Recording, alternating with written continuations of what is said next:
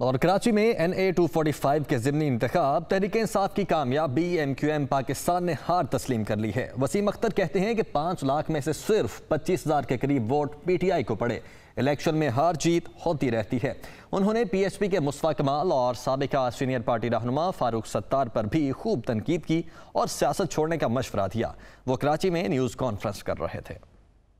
5 lakh vote registered हैं 245 पे, ठीक है, 25,000 मिले हैं, ठीक है, बयानिया है, मगर ये बयानिया हम देखें, ये अभी जुमा 8 दिन हुए इस काम में आए हैं।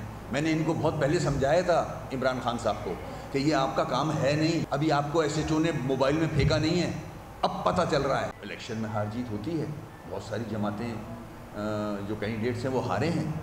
जो हाल हुआ है तुम्हारी मछली का इस इलेक्शन में लिखा हुआ है, बस करो, जाओ अब यहाँ से, तुम्हारी दाल नहीं गलेगी। क्या तुम्हारा दौर आया है, हमारा वक्त आएगा, ऐसा वो है ना एक शेर, क्या नाम है उसका, वक्त आया हमारा।